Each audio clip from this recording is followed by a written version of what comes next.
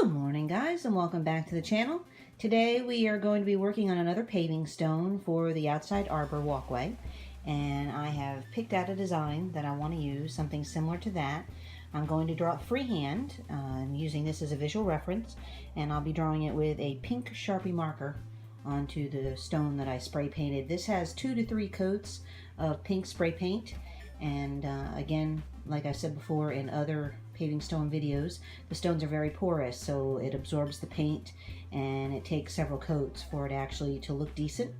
And once you polyurethane it, the stones will last for a while, the designs. I have ones out there that are 3 years old and they're still retaining the color. So the trick to getting it to retain the color is to make sure, of course, that you have a very heavy base coat, which I believe I've done there. So I'm going to go ahead and get started in drawing the design, and I'll show you what it looks like in just a minute. I don't know if you can see it, it's kind of faint, but I started with the basic heart, which is basically what that is there, and then I'm going to go back in and fill in the flowers and leaves and things. Now you don't want your outline to be too dark because then you're going to have to use a lot of paint to cover it up. So I tried to do it lightly, and this one seems to work for me, so I'm going to go ahead and try to finish filling in some flowers. Okay, as you can see, I have the basic design already in place. I normally do my roses in circular patterns and then flesh them out with a paint, so you can see those there. These are the lilies, and then this blank space that you see in here I'm going to go ahead and fill in later. I just wanted to get the basic design down, which I have. And for those of you that are wondering, I got the actual idea for the image from the Nature coloring book.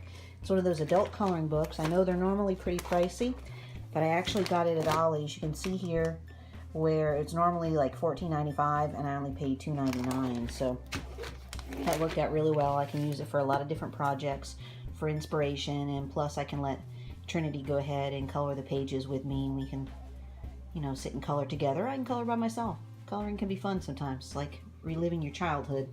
So now, next step for our stones is to break out my acrylic paints. And I'm going to grab the palette and some different paint brushes, some angled and straight brushes, and then go ahead and start filling in the flowers. Now I just want to show you what I'm working with. See that orange there? I figured I'd use that for the lilies. And here are my assortment, oops, that's a pen, the assortment of brushes that I'll be using today. These are left over from one of the many different paintings I've done, or that I've done with Trinity. We get her the little kids paint by numbers, so I save whatever's left over and use it for craft projects like these. So I have that, plus I have my normal acrylic set, which I've showed you before. All these are different paints, of course, and other crafty things. So that is what we're going to use to start. I'll show you what that looks like in just a minute. Okay, there's the first lily. You can see I put the stamens in the other lilies. Haven't worked on the roses yet. Now to create that effect, I used this orange, yellow, and the peach colored ones, and then lamplight black was for the center and the little dots. And I will go ahead and keep going and give you a peek at the first rose once I finish that. Hi guys, it's been a couple days and this is what the paving stone looks like for now. I am waiting on the leaves and shadowing to dry, and once that dries we'll go ahead and put it outside along with the other stones in the arbor walkway. I've got like 2 or 3 more stones to do. I've got the background colors on a couple of them. They're outside, but it'll take a while before I can bring them in and start painting on them because it rained the other day, so the stones are kind of soaked and I want to wait for them to dry before I paint on them. But this is what it looks like for now, and I will go ahead and show you in a little bit what it looks like alongside all of the other stones in the walkway. Alright guys, I'm out in the arbor area, and you can see I added that stone that you saw me do, and in just a minute I will be starting on another one. You can see there's not too much left to do. All that plastic that you see there, that was to help kill the grass, but it's winter time now and Michael sprayed some kills off, so we really don't need that anymore. I'll be cleaning that up out of the way for the remaining few stones.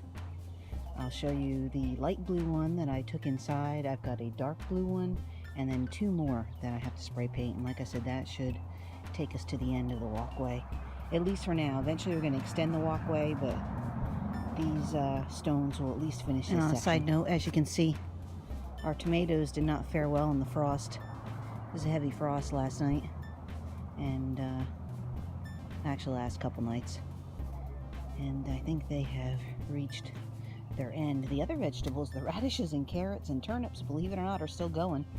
I'm surprised. I don't know for how long though. And as you can see, the pepper plants are giving under the weight of the cold. Also wanted to show you this. We're making more progress on the arbor. Michael put the other panel on, well, 2 panels, and part of the roof. He's got to finish the other half of the roof, and we're going to be putting flower beds alongside of the arbor and filling them with climbing vines come springtime. At least that is the plan. Those paving stones that I'm working on are to finish our walkway. I showed you the walkway before, and we just need a few more to get us to the end. That's what everything looks like for now. Hi babies! My little babies.